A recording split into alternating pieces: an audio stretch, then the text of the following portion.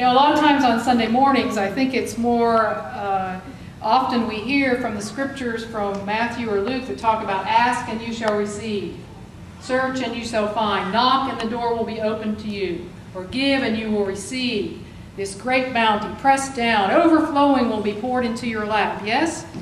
Great, great teachings on a Sunday morning.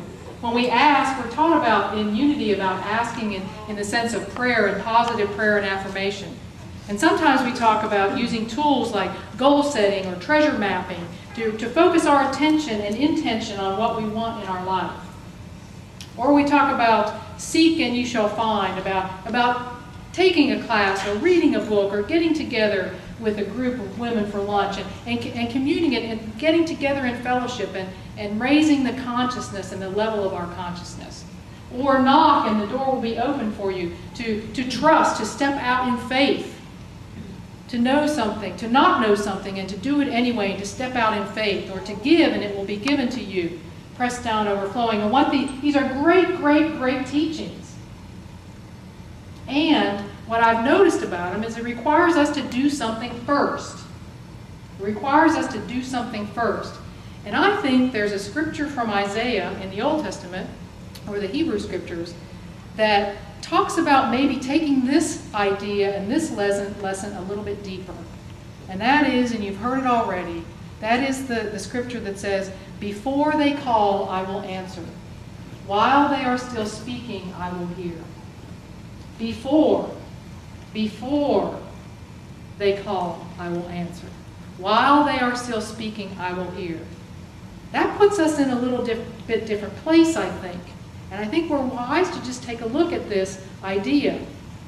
Well, and this comes from the chapter 65 of Isaiah. And in chapter 65, the author first talks about all the ways of dis-ease and discord when we live in separation as if we're separated from God.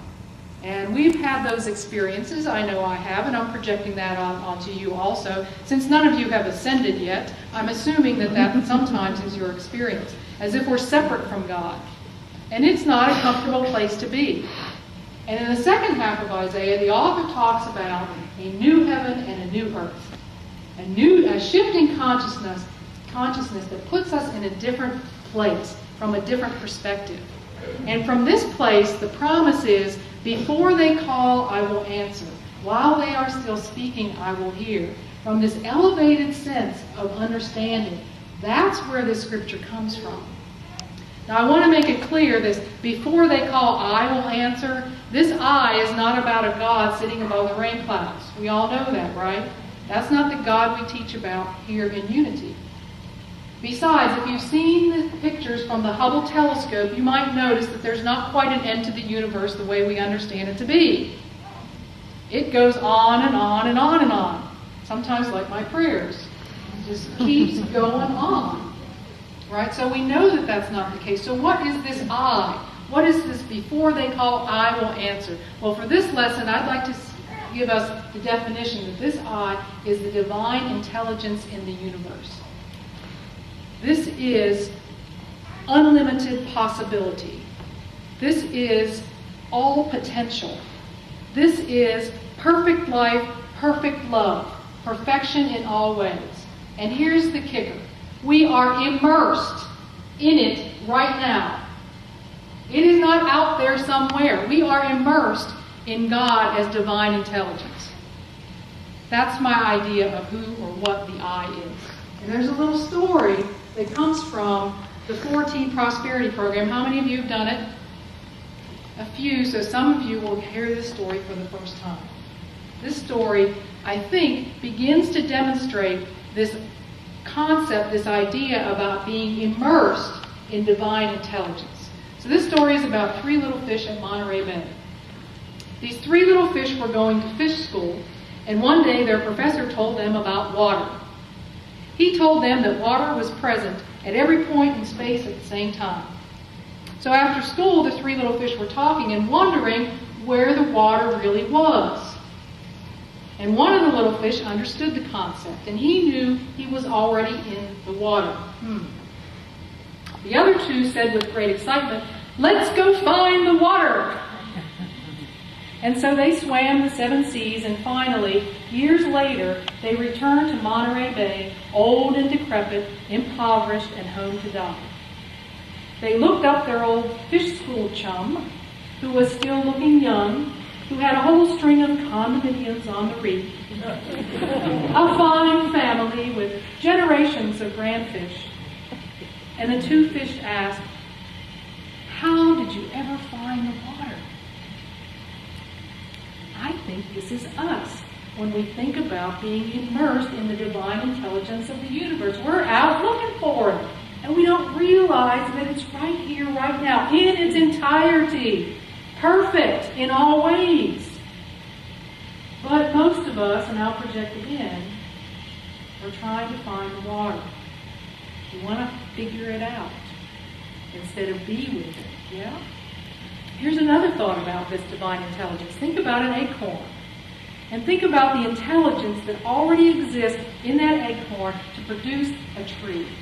Roots, bark, leaves, fruit, flowers, xylem and phloem going up and down, carrying all the nutrients, all that perfection and intelligence in a tiny acorn.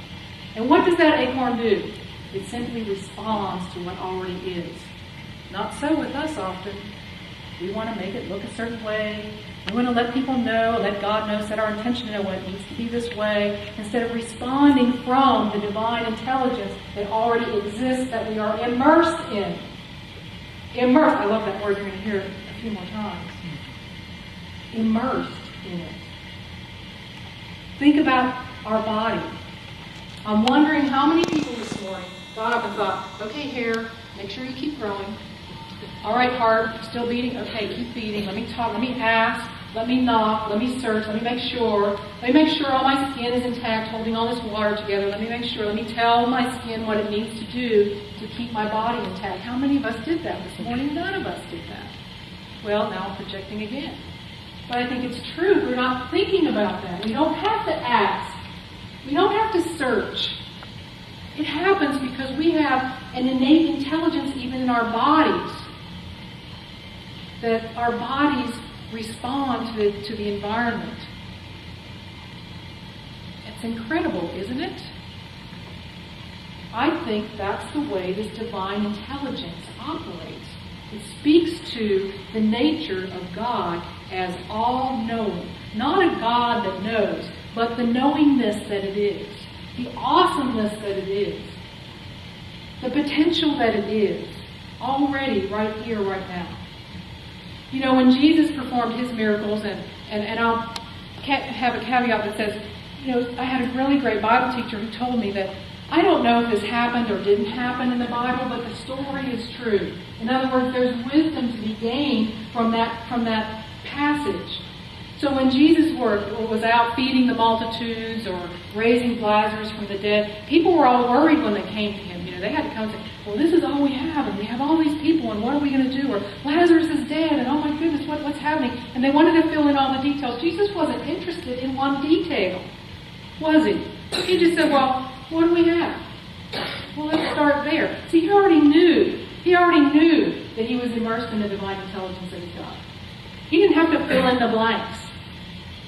Okay? He already knew that. When he went to raise Lazarus from the dead, he didn't say, well, all right, we have all these people in this house here right now. What's in your consciousness? What have you been thinking? Have you been good? Have you been not good? Did you pray? You know, he didn't ask all those questions. He just believed and already knew the spiritual nature of the universe. And he simply let it flow forth from it. That's what he did. But not so much for us, huh? Not so much for us. Well, what is this calling us? You know, we're not to ask or to knock or to search. I'm saying what we need to do is what Jesus did, which is trust. Trust in the divine nature, intelligence, and love of the universe, and allow it to flow through us. Trust. How do we begin to do that? How do we begin to trust in the universe?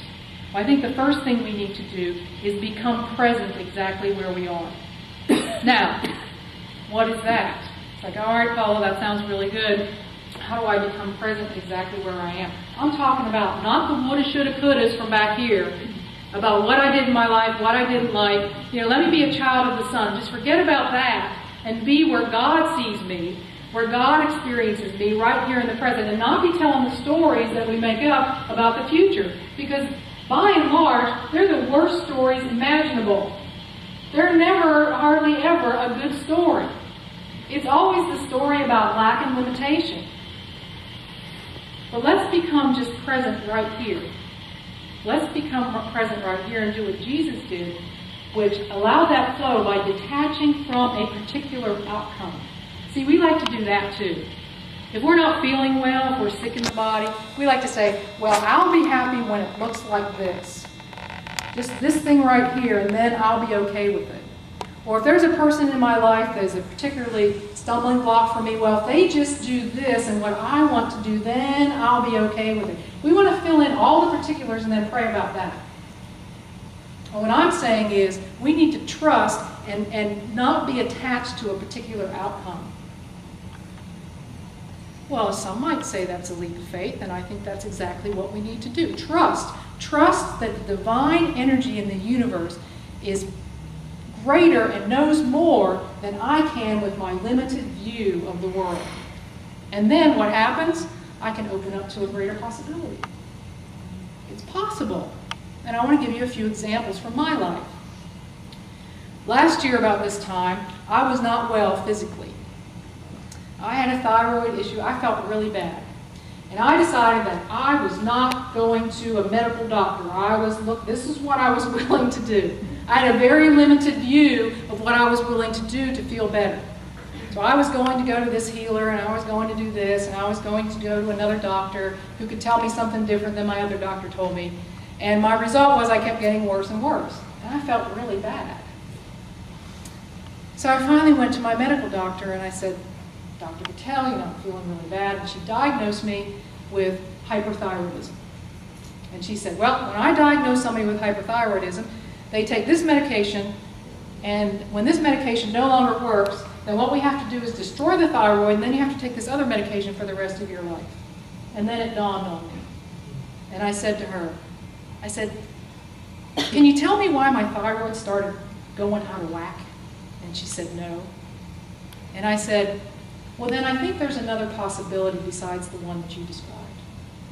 And from that point on, I proceeded to be open to another possibility, but to not be so defined with it that I limited the intelligence in the universe. You see the difference in that? I woke up to that possibility. And whatever it was going to look like, it was going to look like. Today, what it looks like is I'm on no medication and my blood work is fine. Today. And I accept that as a possibility today. That's my experience today. Another thing that's happened recently in my life, last year in May, I work in the construction industry and there's not much construction going on. So I wasn't sure what my next job would be. I was working part-time and just not sure. And I was with it. I wasn't worried about it. I was willing to be open to whatever. And I know we say that you need to put feet to your prayers, but actually I was sitting there and got a phone call and said, hey, why don't you apply for this job? And I thought about it, and I didn't really think I wanted that job, so I didn't apply for it. And a few weeks later, I just happened to be talking to the same person, and they said, why did you apply for that job? And I said, I don't know, do you think I should apply for it?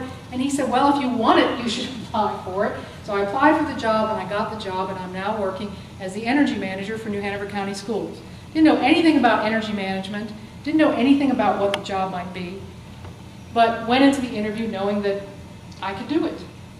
And this week, since May, this week, I met with the owner of the company in Winston-Salem, and we're talking about me being a much bigger part of running the entire company. Now, what I'm saying is, if I wasn't open to the possibility, that possibility, I wouldn't have seen it. I couldn't have seen it. I couldn't have seen it. I couldn't have defined it with what I was seeing out here in a way that would have helped me understand. But what I was detached from the outcome and open to the next possibility. You see the difference there?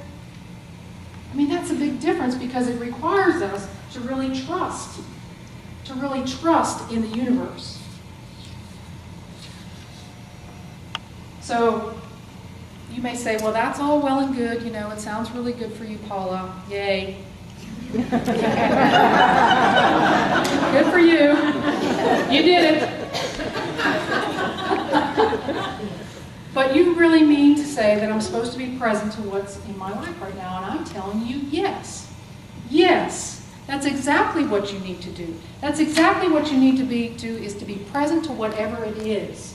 And there's a process I use that helped me to be present to that. To be present to this idea of before you call, I will answer. Trusting that. Trusting the before I called, before I knew what it would look like, before I could put all my definitions around it, before I did that, I'm going to trust in you. And there's a process that I used during that time because I pulled a book off the shelf that Scotty and Jim Maddox gave me a couple of years back. And I started reading it. And Richard has talked about it in here, but I want to review that with you in this context. And that is this idea of Ho'oponopono, which is simply these steps. I love you. I'm sorry. Please forgive me, and thank you. Not, I love you, God, out there somewhere. Not, I love the circumstance. I love you meaning, let me align my thinking with love. Let me remind myself of what the truth of the universe is, which is love.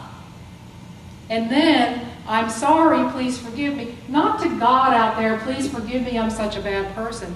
But to put myself in a position of surrender. Hey, I've been thinking about this wrong. I've got some error thinking. I'm seeing less than in front of me. I'm seeing less abundance. I'm seeing less work. I'm seeing you as less than in some way. I'm seeing less than, and that's mine to work out. So I'm sorry, please forgive me is about me surrendering to the divine intelligence that knows so much greater than I know by looking out here in the world. And thank you. To be grateful. To be grateful. So in our unity vernacular, it might be, there is only love. I surrender to the divine intelligence that is God in the universe. And I am grateful. And by doing this, we clean our consciousness from seeing less than all around us. Because that is what is ours to do. Is not necessarily to ask and to knock and to search, but to clear our consciousness from our seeing less than where we're looking. You know, Dr. Hugh Lin, who was the advisor to Joe Vitale, who wrote the book Zero Limits, this is where I learned the Ho'oponopono process. And Dr. Hugh Lin worked in a psychiatric ward in Hawaii. And he was hired there to help with a facility that had, the employees were unhappy, the people there were very violent. It was an awful place to work, and people didn't even want to show up to work. So he was hired to go in and help with that situation. He never saw a patient the entire time he was there, never saw a patient. He simply took their files into an office and cleaned his consciousness by saying, I love you, I'm sorry, please forgive me, and thank you. You see, he knew, before you call, I will answer, he knew that he was in the consciousness of wholeness and perfection, and it was his consciousness that was blocking that flow. It was him that was seeing those people as less than and not whole. And so he simply cleaned, in his words, his consciousness. And I don't know how long it took him to clean his consciousness to the point where the facility closed, but it did close because there were no more patients to serve. This is the power of using a process of not being attached to an outcome, of simply being present where I am in the midst of potentially chaos in your life, but to be present to it and to affirm, to know, I am love. There is only love. and that I surrender to the divine intelligence that is God in the universe. And I am so grateful to do just that.